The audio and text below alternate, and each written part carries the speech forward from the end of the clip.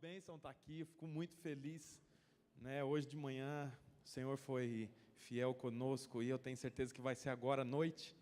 E eu estava falando um pouco sobre a experiência lá de Araucária, e quando eu estava aqui eu era pastor de rede, estava com os adolescentes, depois com os jovens, e lá nós começamos um trabalho plantando a igreja. E para a honra e glória do Senhor, esse ano de 2018, apenas um domingo do ano, hoje eu não sei como é que foi, porque eu não estou lá, não recebi ainda, os irmãos não mandaram o relatório, inclusive está acontecendo o culto agora.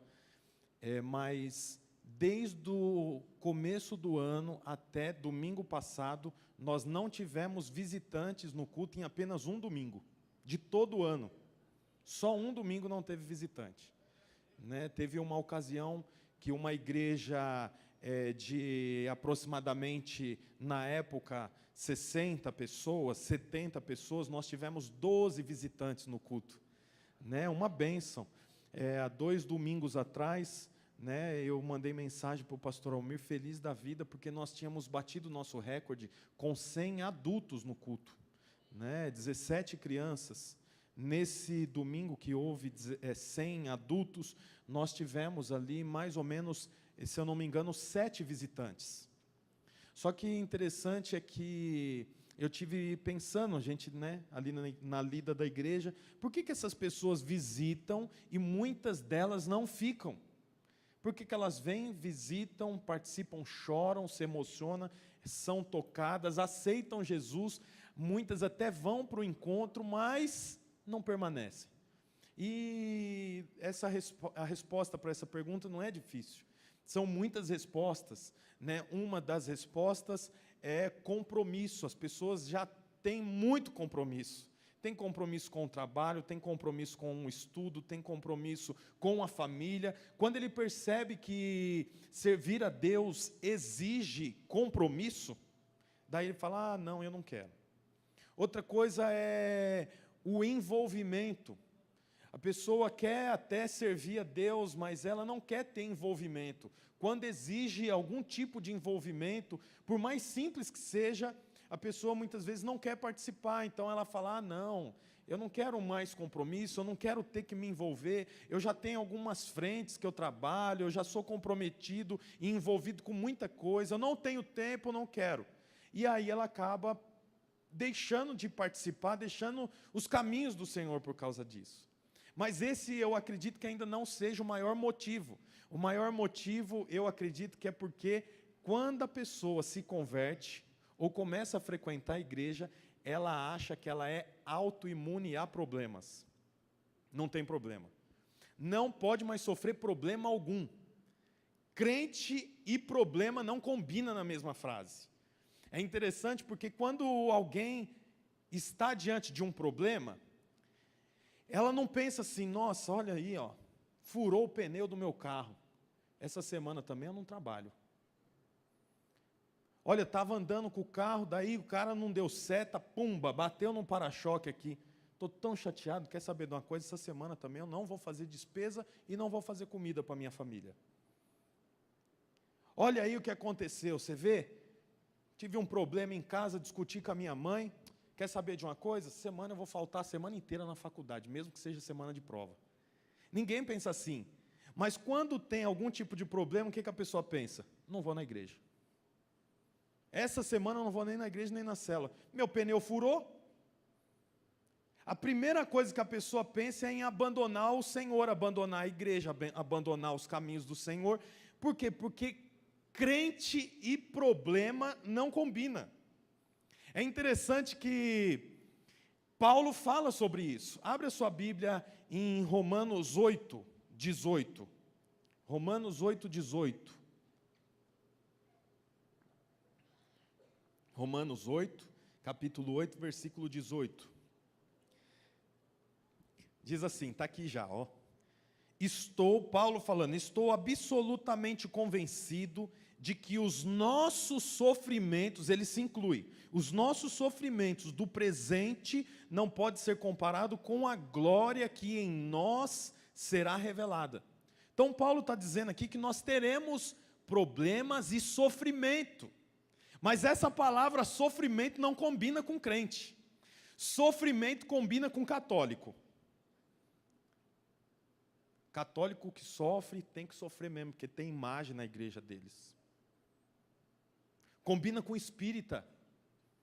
Espírito e sofrimento combina, por quê? Negócio de mesa branca, vem espírito, vela acesa, sei lá. Sofrimento e magia negra, combina ou não combina? Macumba, combina. Sofrimento e qualquer outra religião combina, mas quando fala sofrimento e cristão na mesma frase, está amarrado. O Senhor me chamou para ser cabeça, não cauda. Aí você já começa a amarrar tudo e ninguém sofre. Crente sofreu, ele já começa a pensar em abandonar o evangelho, não é? Eu não vou para a célula, eu não quero mais ser líder, é muito sofrimento. Pneu furou, o carro bateu, minha esposa está mal. Estou com dor nas pernas, inflamou aqui a tendinite, rinite, sinusite, pronto. Já é motivo para não servir, para não ir para o culto, para não ir para a igreja, porque crente e sofrimento não combina. Mas é o que Paulo está falando aqui, é diferente. Estou absolutamente convencido de que os nossos sofrimentos do presente não podem ser comparados com a glória futura. Então, quer dizer, nós vamos ter sofrimento, vamos ter problema. Eu quero mostrar para você a continuação desse texto, e ele divide o texto em 3 partes. 3 partes. A primeira parte está lá no versículo 19, do versículo 19 ao 22. Dá uma olhada aí no que eu vou ler, diz assim, é a continuação, tá? Paulo fala sobre sofrimento aqui, estou absolutamente convencido de que os nossos sofrimentos do presente não podem ser comparados com a glória que em nós será revelada. Aí ele continua, versículo 19, a própria natureza criada aguarda com vívido anseio que os filhos de Deus sejam revelados, porquanto a criação foi submetida à inutilidade, não por sua livre escolha, mas por causa da vontade daquele que a sujeitou, na esperança de que também a própria natureza criada será libertada do cativeiro da degeneração em que se encontra, recebendo a gloriosa liberdade outorgada aos filhos de Deus. Sabemos que até hoje toda a criação geme e padece, como em dores de parto. A Bíblia está dizendo aqui que há uma parte da humanidade que geme. Essa parte da humanidade que geme, a Bíblia chama de criatura. Você é criatura, sim ou não? Não. Você é filho. Criatura é todos aqueles que foram feitos por Deus, mas você muda de nível quando você aceita Jesus. A Bíblia está dizendo aqui que a criatura geme. Quem aqui já teve pedra no rim?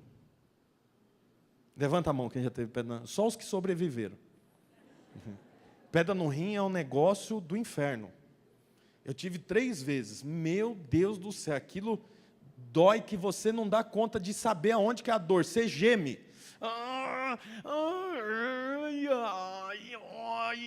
Desse jeito. A Bíblia está dizendo aqui que a criação geme. Por que ela geme? Aguardando a manifestação dos filhos de Deus. Ela sente dor, ela sofre aguardando isso. Por que ela sofre? Porque ela espera a manifestação dos filhos, a nossa manifestação. E a Bíblia diz assim, que ela aguarda com vívido anseio que os filhos de Deus seja revelado. A criação aguarda com esperança que os filhos de Deus sejam revelados, para que acabe o sofrimento. Aí o versículo 20 fala, porquanto a criação foi submetida à inutilidade, não por sua livre escolha, mas por causa da vontade daquele que a sujeitou, que é o Senhor. Então quer dizer, a própria Bíblia diz que a criação, aquele que foi criado por Deus, sofre aguardando a manifestação dos filhos de Deus. É uma crise, é um gemido. Essa é a primeira parte que Paulo está explicando. Ele fala que nós vamos sofrer. Quem vai sofrer? Em primeiro momento, quem vai gemer são a criatura, aguardando a manifestação dos filhos de Deus. Sim ou não? A segunda parte do texto está no versículo 23. Acompanhe aí. E não somente ela. Ela quem? A criatura, a criação. Não somente a criação, mas igualmente nós, que temos os primeiros frutos do Espírito, também gememos em nosso íntimo, esperando com ansiosa expectativa por nossa adoção como filhos, a redenção do nosso corpo. A Bíblia diz aqui que existe um gemido para a criação, e a criação geme aguardando a manifestação dos filhos de Deus. E a Bíblia também diz que tem o gemido dos convertidos. Paulo se inclui aqui.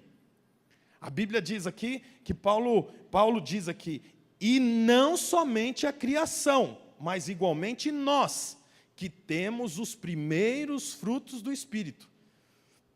Essa carta, escrita aos Romanos, foi escrita pelo apóstolo Paulo. E ele escreve essa carta não estando em Roma, estando à distância. Provavelmente ele estava em Coríntio. E ele envia a carta para Roma, porque Roma é uma igreja, a igreja estabelecida em Roma é uma igreja miscigenada. Tem um grupo que são os judeus e tem o grupo que são os gentios.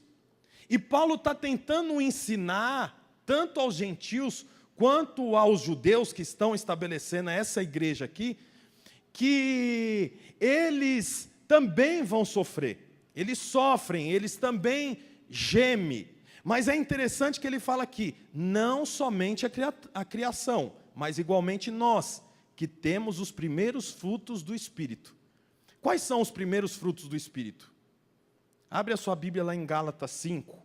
Versículo 22, põe aí, por favor, Gálatas 5, 22. Você vê que a Bíblia vai mostrar aqui que há um gemido, não só da criatura, mas também daqueles que são convertidos, e que têm os primeiros frutos do Espírito. Os primeiros frutos do Espírito está registrado em Gálatas 5, 22. Entretanto, o fruto do Espírito é amor, alegria, paz, paciência, benignidade, bondade, fidelidade, próximo versículo, mansidão, domínio próprio, contra essas virtudes não há lei. A Bíblia está dizendo que esses são os frutos do Espírito. E Paulo está dizendo que aqueles que têm os frutos do Espírito também gemem. Amor, gratidão, mansidão, benignidade, bondade, domínio próprio, geme. Mas a Bíblia diz aqui, continua no versículo 23 agora, lá de Romanos 8. E não somente ela, mas igualmente nós, que temos os primeiros frutos do Espírito, também gememos em nosso íntimo. Por que geme no íntimo? Esperando com ansiosa expectativa por nossa adoção como filhos. Olha, presta bem atenção nisso aqui. Recapitulando, a criação geme. Por que a criação geme? Porque ela aguarda a manifestação dos filhos de Deus, sim ou não? Mas não só a criação geme, não é só o mundo que geme. A Bíblia está dizendo que nós também gememos, e Paulo se inclui nisso. Ele se inclui dizendo, nós também gememos. Nós quem? Nós que temos os primeiros frutos do Espírito, que são os que nós lemos agora mesmo, amor, mansidão, benignidade, domínio próprio, nós também gememos. Por que nós gememos? Ele explica aqui, gememos em nosso íntimo, esperando com ansiosa expectativa por nossa adoção. Sabe que existe um monte de crente gemendo, mas não era para estar gemendo. Está gemendo, sabe por quê? Porque ainda não compreendeu que foi adotado e filiado ao Senhor.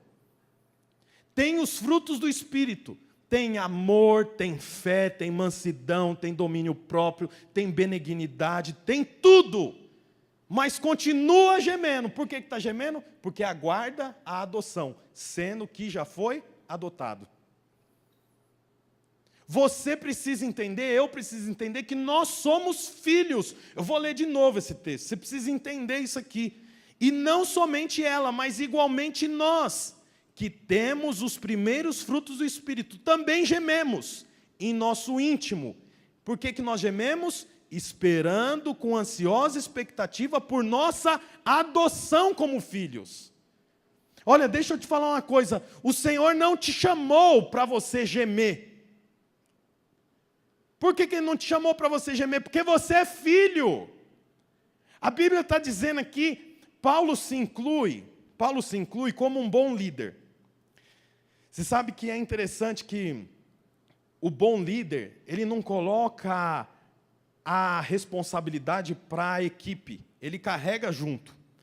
Então, na célula, ele não fala assim, vocês precisam levar a gente para o encontro. Como é que ele fala? Nós precisamos ter um objetivo, um propósito, uma meta, para nós levarmos as pessoas para o encontro. Eu não sei se você percebeu aí, o pastor Almir colocou todos os líderes aqui, discipuladores, pastores, e ele foi aí no meio dos irmãos e falou a voz dos irmãos, sim ou não? Nós te agradecemos porque você tem nos ouvido, você tem nos abraçado. Ele se coloca no meio, mas na realidade ele está num outro nível. Sim ou não? Ou só eu que percebi isso? Mas ele se inclui, é como Paulo. Paulo fala assim, olha, nós também sofremos. Nós que temos os primeiros frutos do Espírito também sofremos, também gememos. Em nosso íntimo, esperando com ansiosa expectativa por nossa adoção como filhos. Paulo já sabe que ele é filho, mas ele fala na voz dos irmãos, mostrando que ainda que os irmãos têm fruto do Espírito, continua gemendo porque não entendeu que é filho. Não entendeu que é filho. E é interessante ter um detalhe aqui. Também gememos em nosso íntimo. Por quê? Porque os irmãos que têm frutos do Espírito até gemem, mas gemem no íntimo. Que ele não pode mostrar fraqueza. Ele não pode mostrar que ele está gemendo. Então ele tem os frutos do Espírito, amor, domínio próprio, benignidade, bondade. Como é que ele vai gemer? Então ele geme interno, por dentro. Aqui no culto, na célula é uma bênção. Mas na verdade só ele sabe o que ele sofre quando ele deita na cama. Só ele sabe o que ele está passando junto à sua esposa no casamento. No meio dos irmãos está tudo bem.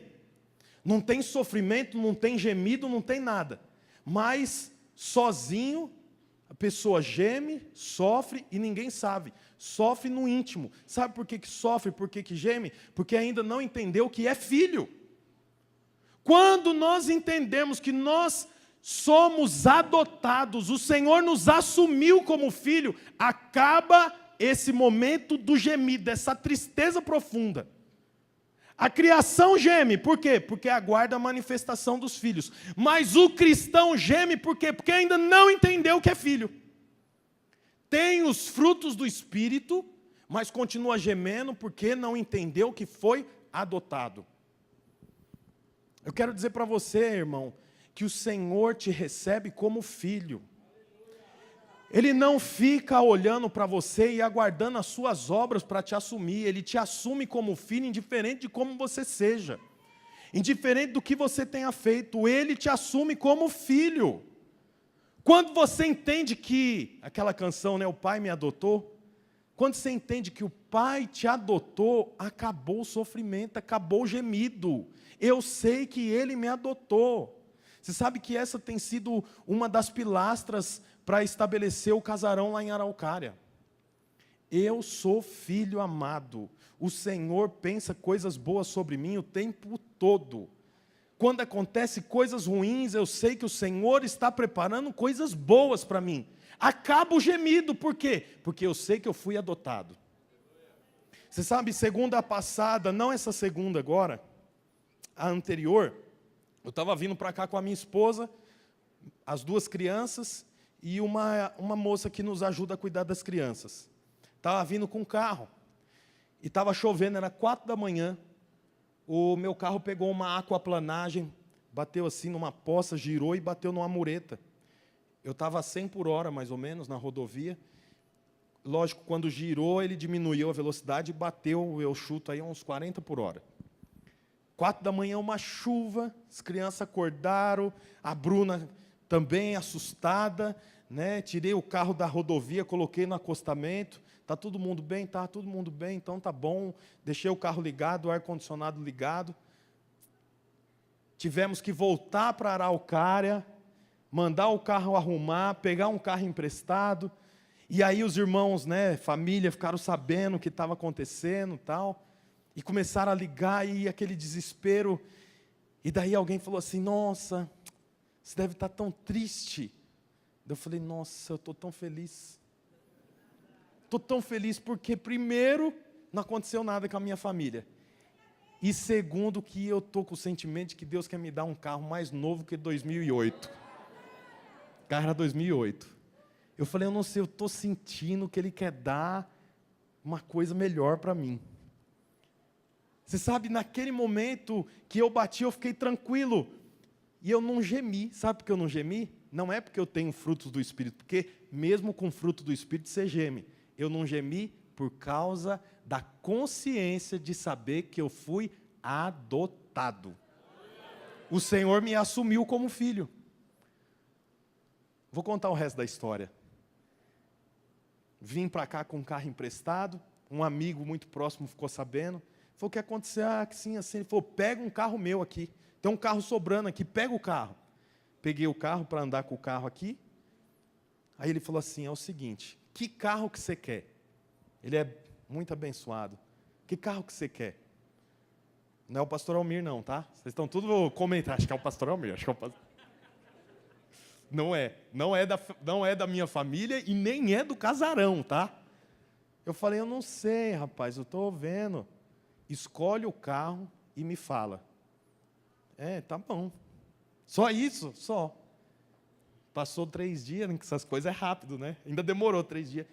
Irmão, amigo, achei aqui. Falou, quanto é? Eu falei, 37 mil. Falou, manda a conta.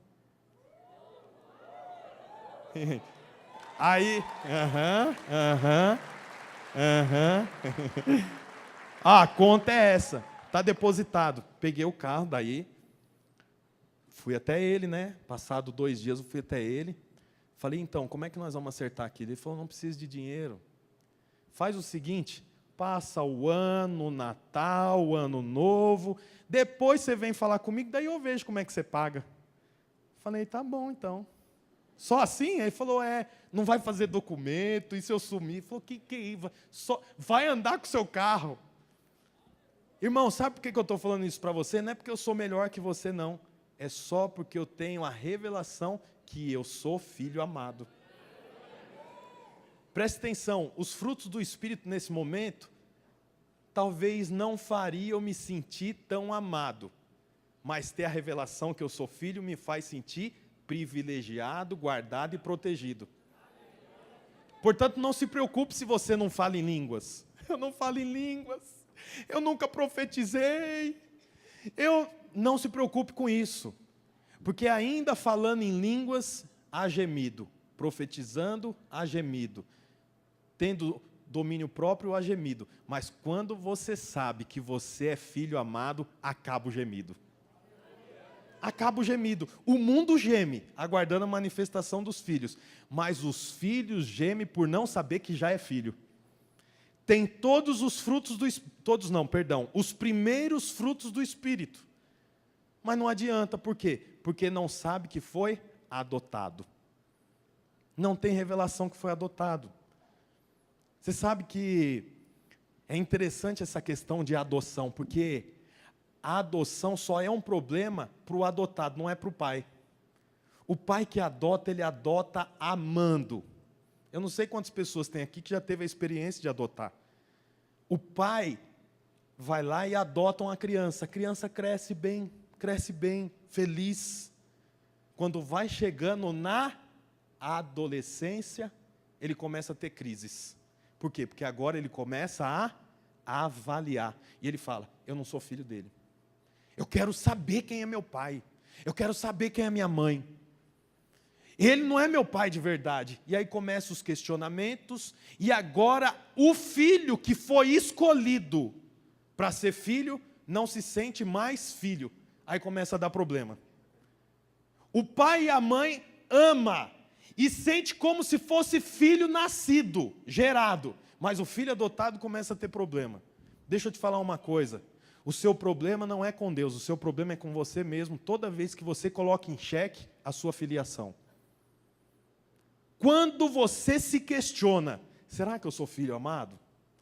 Será que o Senhor me ama mesmo? Começam os seus problemas. O seu problema não está em Deus. Deus não olha para você com olhos ruins. O Senhor olha para você com olhos bons, porque foi assim que Ele te escolheu e foi assim que Ele te aceitou. O problema está em você, que fica olhando para você e fala, eu sou negro, meu pai é branco, eu sou branco, os meus pais são negros, eu tenho olho azul, os meus pais têm olho castanho, o meu pé é 43, do meu pai é 39, tem algo de diferente. Os meus tios são todos polacos. Lá em Curitiba é assim. Tudo polaco. E eu não sou. Tem alguma coisa diferente. Aí começam as crises. Começam os problemas. Sabe por que começa? Porque o filho começa a olhar para si próprio. E para de olhar para o amor do pai que adotou. Aí começa o sofrimento. Mas o sofrimento não é exposto. Aonde é o sofrimento? No íntimo. No meio da família, macarrão, mãe. Oi, pai. Posso deitar no seu sofá, pai? Tá tudo bem. Mas quando sai do ambiente familiar, ele começa. Que hipocrisia. Chamei minha mãe de mãe, mas ela não é minha mãe. Chamei meu pai de pai, mas ele não é meu pai. E aí começam os questionamentos. Ninguém vê, só vê o filho que é adotado. Por quê? Porque não entendeu que foi escolhido. Começa a gemer. Deixa eu te falar uma coisa. Uma coisa é você ter dor de garganta. Outra coisa é você gemer por causa de pedra no rim. Quem já teve dor de garganta? Quem já teve dor de garganta e resolveu com um chazinho, com mel, limão, cravo e umas coisas lá que a nossa avó colocava? Já resolveu assim? Agora, pedra no rim, toma chá de quebra-pedra para você ver o que é ruim. Você toma aquilo uma vida inteira e a pedra ri de você. Deixa eu te falar uma coisa, não é que filho não tem problema, filho tem problema, mas nada comparado àqueles que têm o problema e não sabem que é filho amado. Eu tenho problema, eu estou lá em Araucária, 500 quilômetros. Quando eu estou feliz, eu ligo, mando mensagem para os pastores, para o grupo, para o pastor Almir, para o meu pai, e fico pensando, quem mais que eu podia mandar mensagem, e mando mensagem. Sabe quando eu tenho problema, sabe o que eu faço? A mesma coisa. Quem que podia me ajudar e mando mensagem para o pastor Almir, peço ajuda para os pastores, 4 da manhã, pastor Almir, bati o carro, está tudo bem, só que eu não tenho sinal de 3G, eu não tenho o cartão da seguradora e eu não sei o que fazer. Você pode entrar na internet, digitar no Google HDI, mandar para mim o telefone? Filhos têm problema. O que muda é que tem pai para recorrer. Aí não geme. Não geme por quê? Porque tem pai. Eu lembro a primeira vez que eu tive pedra no rim. Eu nunca tinha tido, a pastora Bruna não estava em casa, eu estava sozinho. Eu falei, nossa, acho que eu preciso ir no banheiro. Fui no banheiro e aquela dor não saía e não saía. E não tinha mais nada para sair também. E eu falei, meu Deus, que dor esquisita, eu nunca senti isso. Fiquei aguentando até o fim. Quando não dava mais, sabe o que eu fiz? Sem mentira, eu estava num apartamento, eu não aguentava de dor, eu fui assim até o elevador. Apertei o elevador, entrei no carro, sabe para onde que eu fui? Para o hospital? Para onde? Para a casa do pai. Meu pai falou, você está pálido. Falei, o que eu faço? Falou, entra no carro, vou te levar para o hospital. Aí levei para o hospital, no caminho já falou, pedra no rim, onde dói? Aqui, que a minha família é assim, né? Os tios meus, tudo, ele não precisa de médico. Olhando para você, ele fala assim, toma omeprazol, toma cutilicocita, toma radiomazol, toma, que você vai, tudo é assim, não paga R$3.000 de convênio, mas vai na casa da tia para tomar o remédio. Aí meu pai bateu o olho, eu fui para o hospital, resolveu o problema. Mas antes de ir para o hospital, eu estava gemendo. Quando a gente está gemendo, para onde que a gente vai? Para o pai. Pode ter dinheiro, pode ter carro, pode ter convênio, pode ter frutos do Espírito, mas na hora do gemido, eu vou para o colo do pai. Se você não sabe que é filho, quando bate o gemido, você vai querer ter fruto do Espírito. Não vai resolver, porque só resolve o colo do pai. Você tem revelação que você é filho? Aqueles que têm revelação que é filho, até sofre. Mas na hora do gemido, ele não pensa duas vezes. Eu vou para o colo do pai. Lá eu me encontro. Lá acaba a dor.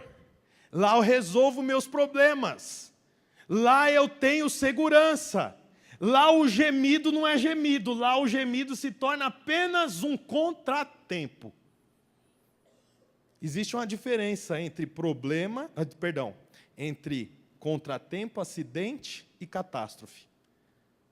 Quem não tem revelação que é filho, trata tudo como catástrofe. Quem tem revelação que é filho, um catástrofe se torna apenas um contratempo. É um contratempo.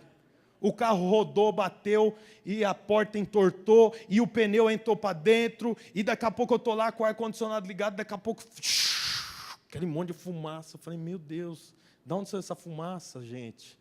Não era para sair essa fumaça agora. Olha, é um cenário... Aí o pessoal começou a ligar para mim. Mas eu não preciso gemer. Sabe por quê?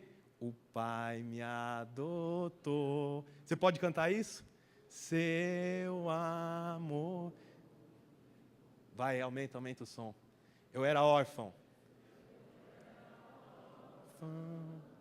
Hoje sou filho. Mais uma vez, o Pai me adotou. Aumente o som, vai. 1, 2 e... O Pai me adotou. Seu amor. Seu... Como que você estava? Eu era órfão.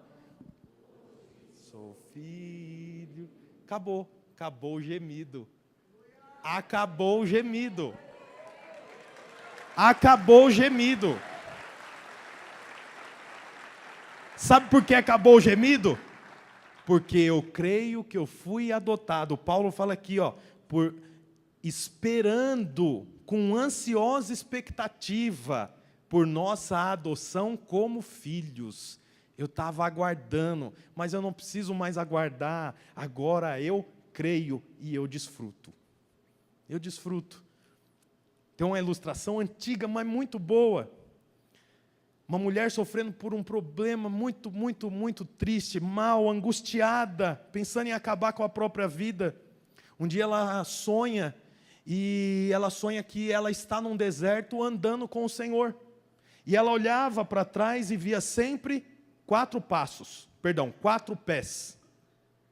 Os pés dela e os pés de Cristo. No sonho ela foi andando, uma hora ela se cansa, mas continua ali naquela labuta no meio do deserto, e ela olha para trás e, para surpresa dela, agora ela só vê 2 pés. Sabe o que ela pensa? O Senhor me abandonou. Mas na mesma hora ali no sonho, a visão espiritual dela é aberta, e ela se vê no colo do Pai. Os pés não eram dela, era do Senhor. Você não está sozinho. Quando você entende que tem Pai. Quando você entende que é pai.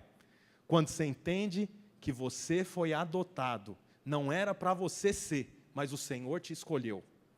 Ele te escolheu. Não é você que aceitou a Jesus. Ele aceitou a você. Não deixe o diabo colocar dúvidas sobre a sua filiação.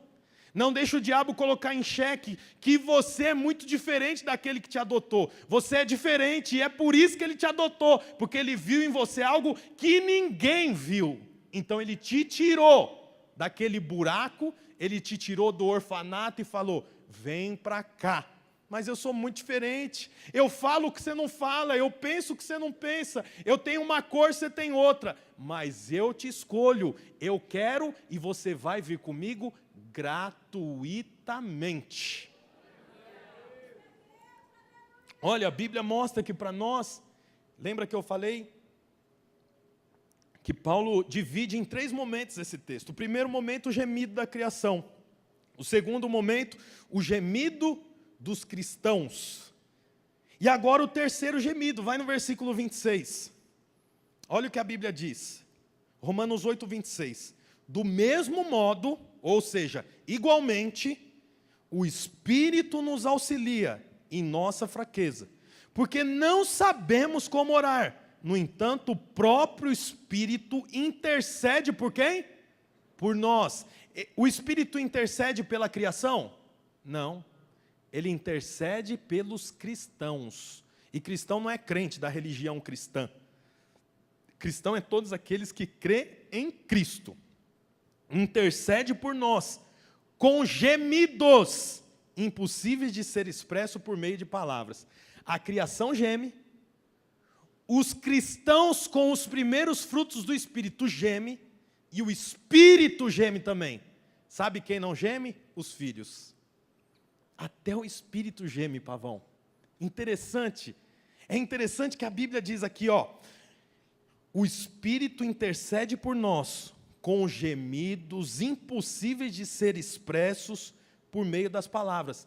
Veja bem, você está orando e o Espírito está intercedendo por você com gemidos, sim ou não? Não é isso que nós lemos? E a Bíblia diz que é impossível saber o que Ele está dizendo. É impossível saber com palavras o que o Espírito intercede por nós. Você queria ou não queria saber o que o Espírito intercede por você? Queria ou não queria? Imagina a hora que você está chorando, o momento que você está ali de joelhos, o momento que você está adorando, o Espírito está intercedendo por você. Seria bom você saber o que Ele intercede, sim ou não? Mas a Bíblia diz que é impossível você saber, porque não dá, é impossível de ser expresso por meio das palavras. Mas o versículo 27 acrescenta dizendo, e aquele que sonda os corações, quem que sonda os corações? Diz assim, o Senhor. E aquele que sonda os corações conhece perfeitamente qual é a intenção do Espírito. Olha que interessante. O Senhor ouve o gemido do Espírito. Ele não ouve o gemido dos homens. Por quê? Porque o gemido dos homens pode ser até com um homem cheio de frutos do Espírito, mas não é filho. Por quê? Porque filho não geme. Filho vem para o colo. Antes de gemer, ele já está no colo. Ele sente segurança. A Bíblia diz que o Espírito intercede por nós. E o Senhor ouve o gemido do Espírito. Ó, e aquele que sonda e conhece perfeitamente qual é a intenção do Espírito. Porquanto o Espírito suplica pelos santos, em conformidade com a vontade de Deus. Então quer dizer, o Senhor ouve o gemido do Espírito, e o Senhor interpreta esse gemido. Você e eu não podemos saber o que o Espírito está intercedendo ao Senhor. E eu quero te dizer que o que o Espírito intercede por você ao Senhor não é importante você saber. É importante você saber a resposta do Senhor para o Espírito. Entendeu ou não entendeu? Você ora, Senhor, sou filho amado, Pai, eu não mereço não, Jesus. Ah, Deus, não mereço mesmo. Mas eu queria tanto. Carro 2014, Jesus. Meu carro tá bom, mas é 2008. Dá um 2014 para mim, 4 portas automático, vidro trava. Oh, Jesus. Piloto automático também, 500 quilômetros, eu ponho no piloto automático, é bom. Mas meu carro não tem, Jesus. Mas eu sou filho amado. O Espírito está aqui. Ele intercede por você, porque você ora errado. A Bíblia já falou. Você pede, mas pede errado.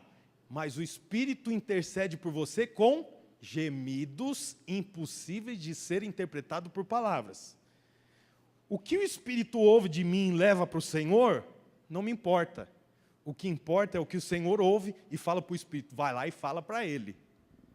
Isso importa. E isso a Bíblia mostra.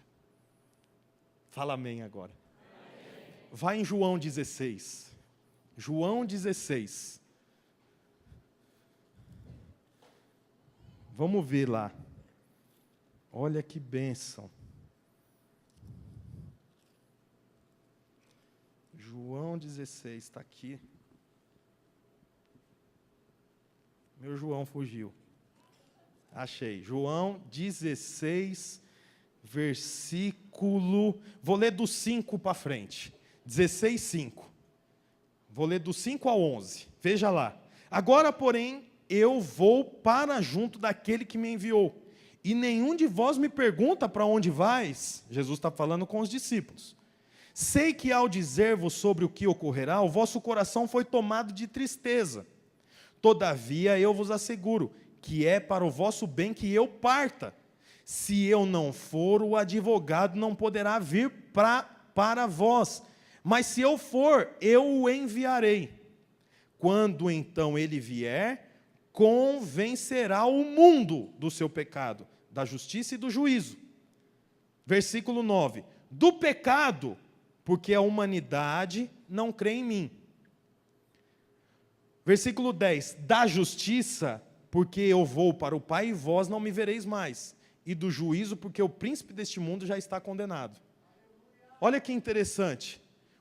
O Senhor está falando para os discípulos: eu vou subir aos céus e enviar o Espírito Santo. Se eu não for, o Espírito Santo, que é o advogado, não pode vir. Para que ele vai vir? Ele vai vir por 3 motivos. Primeiro, por causa do pecado. Aí o versículo 9 explica: do pecado, porque a humanidade não crê em mim. Então o Espírito vai vir para convencer a criatura do pecado, sim ou não? É isso que a Bíblia diz.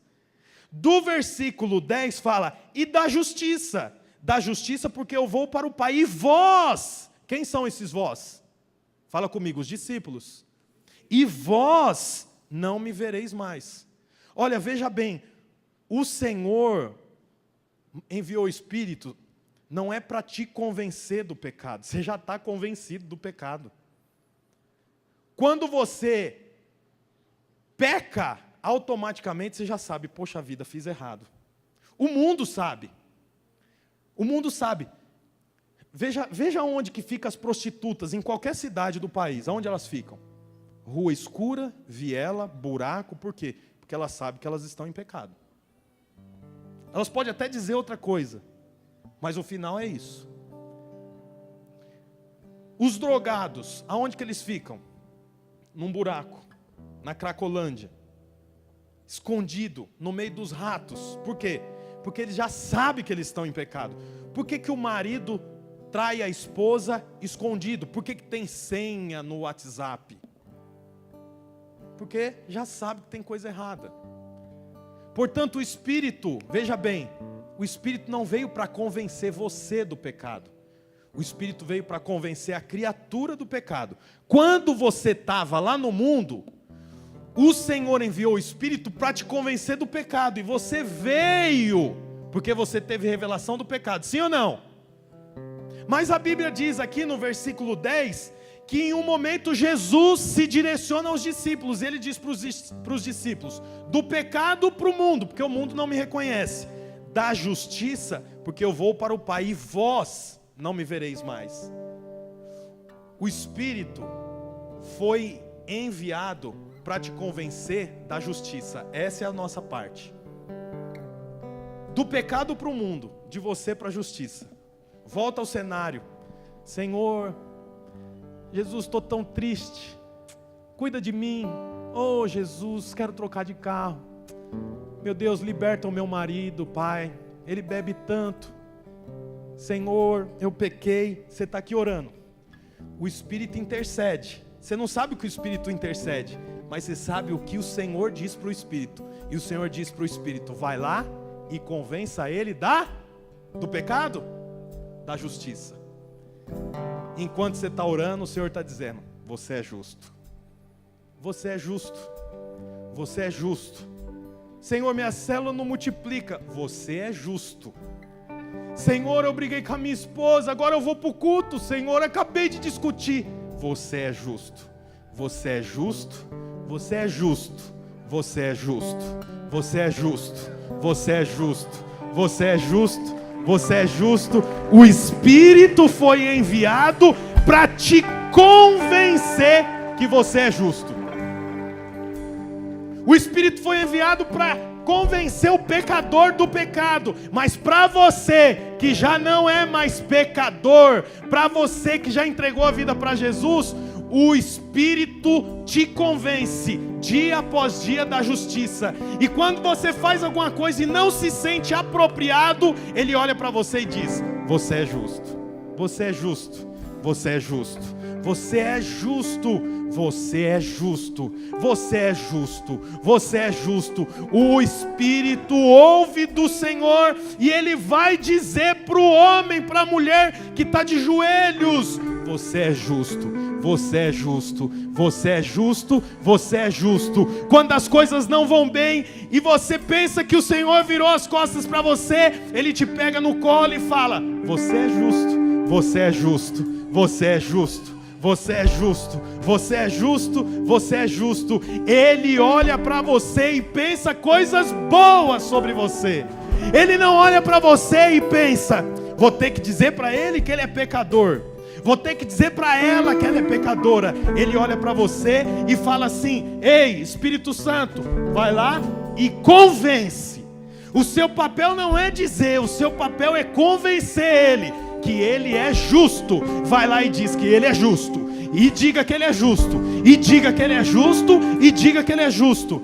Talvez o Espírito olhe e fala: mas ele está no bar. Vai lá e diz para ele que ele é justo. Mas ela está no prostíbulo. Vai lá e diz para ela que ela é justa. E o Espírito é enviado e ele olha para você e diz: você é justo, você é justo, você é justo, você é justo, você é justo, você é justo.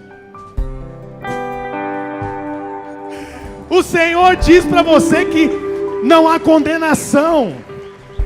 Deixa eu te dizer uma coisa: o Senhor não é calculador de pecados. Quando eu era adolescente, irmão, eu ficava pensando que o Senhor estava calculando meus pecados o tempo todo. Vivia sobre acusação, porque viu uma mulher pelada, porque pensou bobagem, porque desejou ir para a balada. Veja bem, eu não estou dizendo que isso não é pecado, não. Eu só estou dizendo que o Senhor não calcula pecado. O Senhor não é calculador de pecado. Ele é libertador de pecado. E sabe como que Ele liberta você do pecado? Não é te dizendo que você é pecador, é olhando para você e dizendo: você é justo, você é justo, você é justo, você é justo, você é justo, você é justo. O Senhor olha para você com olhos bons. Ele olha para você com olhos bons. Olha, a Bíblia diz em Mateus capítulo 1, depois você lê na sua casa, Mateus 1. Mateus capítulo 1 mostra a genealogia de Jesus.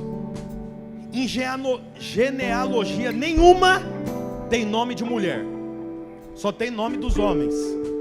Depois você vai lá em Gênesis capítulo 5, capítulo 6, e veja lá a genealogia de Sete, de Adão até chegar em Sete, até chegar em Noé. Não tem nome de mulher, é só homens, homens, homens, homens.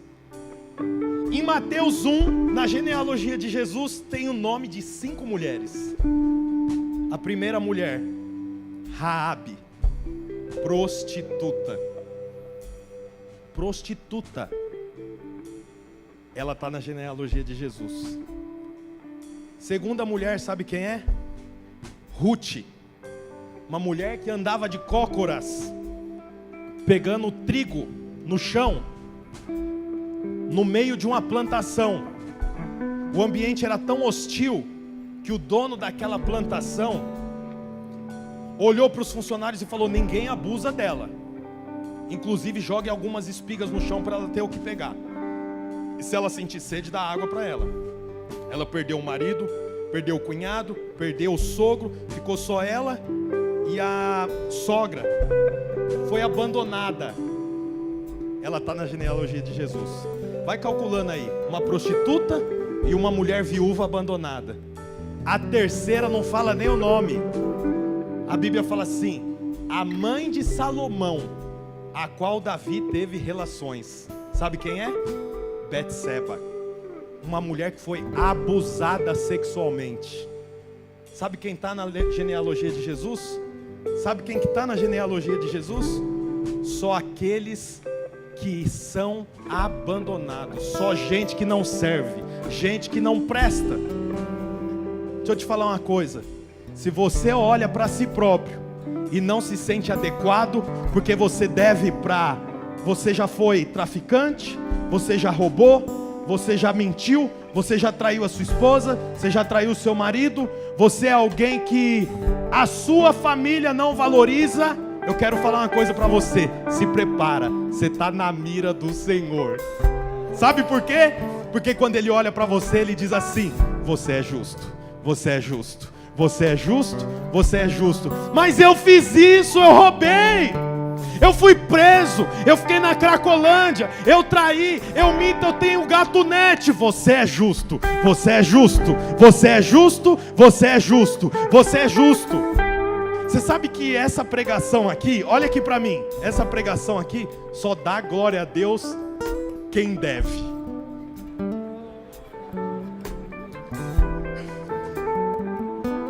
Casalzinho que fez corte, não beijou, andou direitinho. Cara que nem eu, assim, que nunca bebeu, nunca ficou bêbado, nunca fumou maconha, confundia cheiro de maconha com cheiro de verniz. Crente a vida inteira. Não faz muito sentido dar glória a Deus por isso.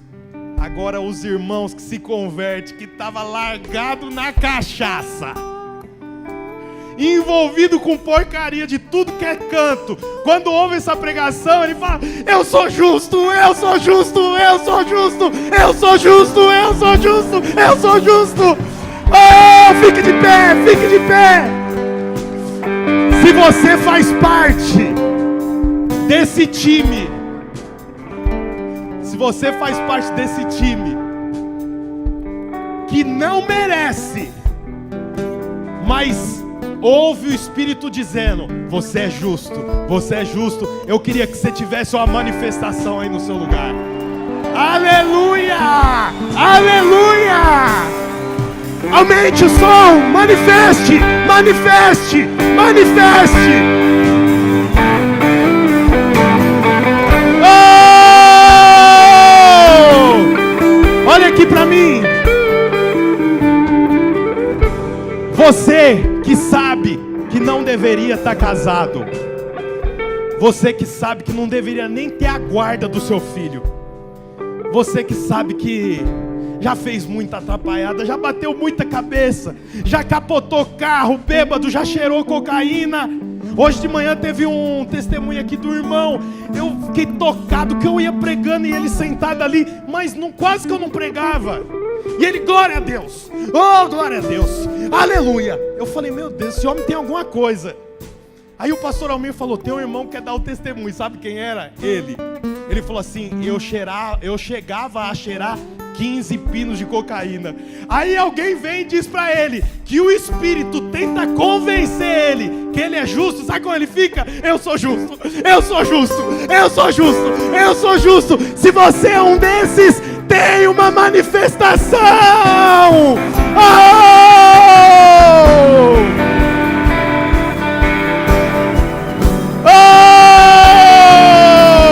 Eu sou justificado.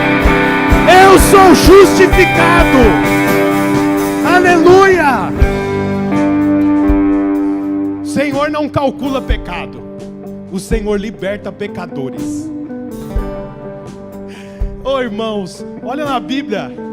O Senhor nunca direciona a palavra aos fariseus, que tinham muitos dons.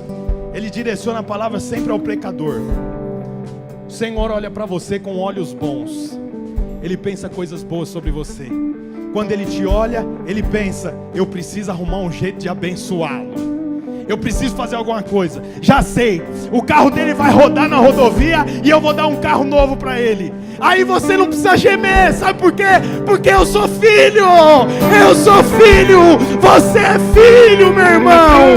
Feche os seus olhos, levante as mãos para o céu. Comece a adorar o Senhor. Declare que você é filho. Você é filho amado.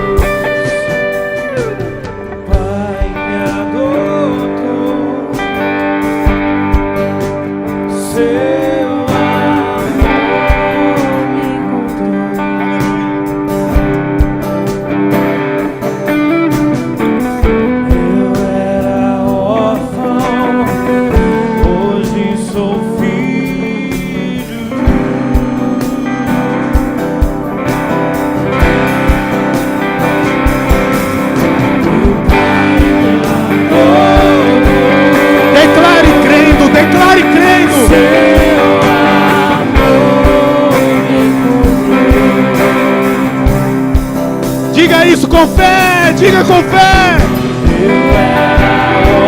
Mas hoje sou filho.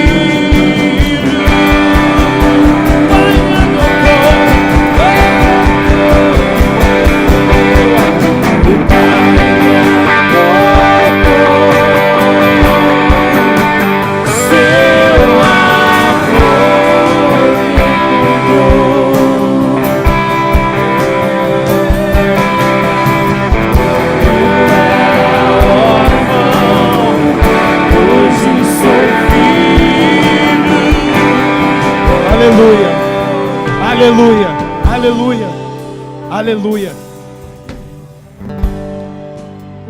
Eu quero falar algo para você. O Senhor não te chamou. O Senhor não te chamou para você carregar um fardo pesado. O Senhor te chamou para a liberdade. Foi, pois, para a liberdade que vos libertei. Sabe o que eu fico pensando muitas vezes? Que existe líderes que vivem um peso, o peso da liderança, o peso de ter que vir à igreja aos domingos, o peso se sente pesado. Quero dizer uma coisa para você: hoje é dia do Senhor tirar o fardo pesado das suas costas. O Senhor te chamou para te dar satisfação. Rapidamente, deixa eu te dizer uma coisa. Na teologia existe uma lei, a lei da primeira menção. A lei da primeira menção é a primeira vez que aparece algo na Bíblia. Não há tempo para explicar sobre isso. Mas em Gênesis capítulo 2, a Bíblia diz assim: e no sétimo dia o Senhor descansou e santificou. Descanso e santificação está na mesma frase, na mesma lei da primeira menção. Sabe por quê? Porque não existe nada mais santo do que descansar. O Senhor te chamou para o descanso. Tem um texto que diz assim: aos seus amados Ele dá enquanto não é dorme, é descansam.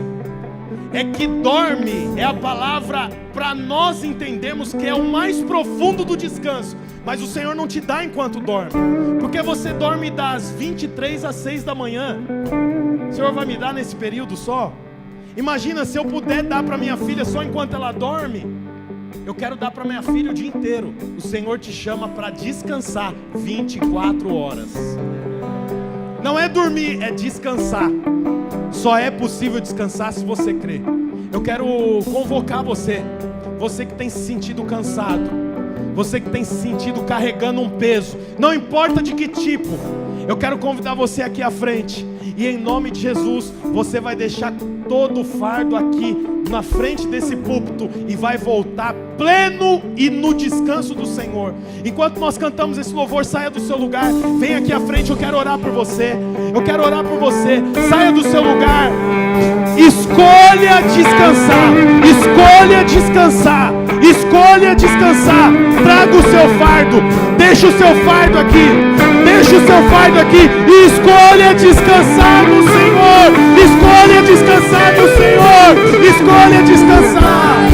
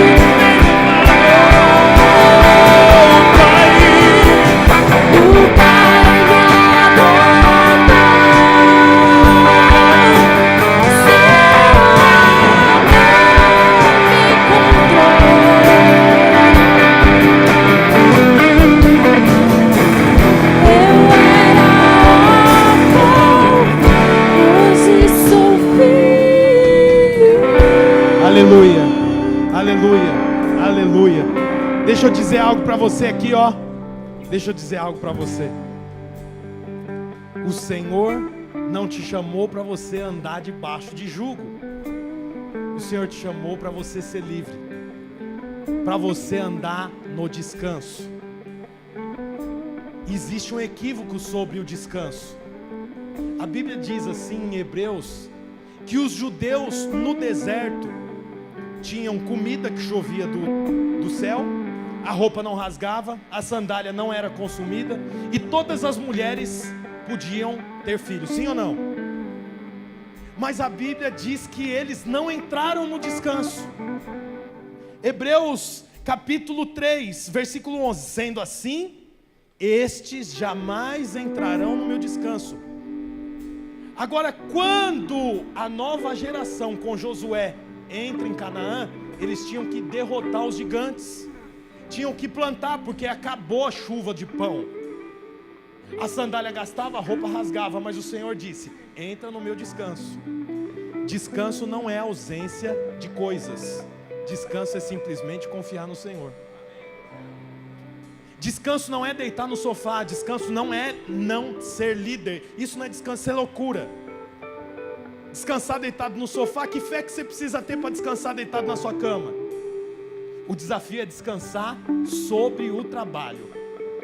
Os judeus entraram em Canaã, venceram os gigantes, plantaram, colheram, e a Bíblia frisa: antes vocês regavam a horta com regador, agora vocês dependem da chuva, mas descanse.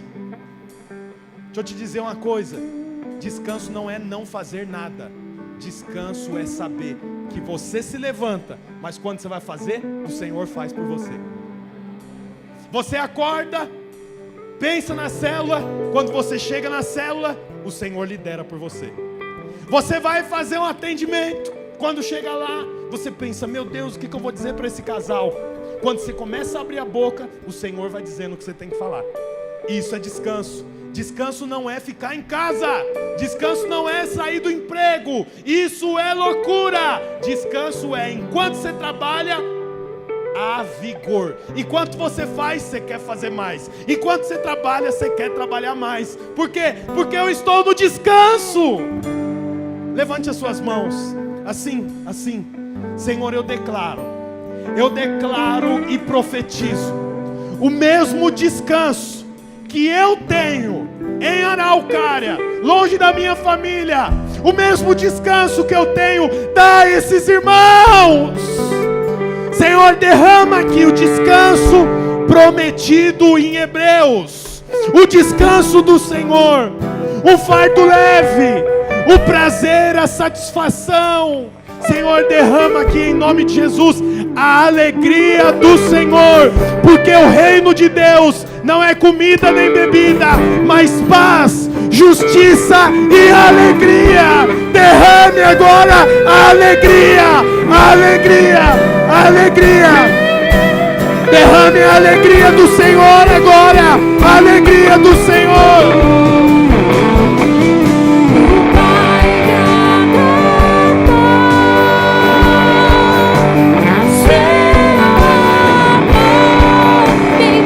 Alegria do Senhor, alegria do Senhor, alegria do Senhor. Oh, receba a alegria do Senhor.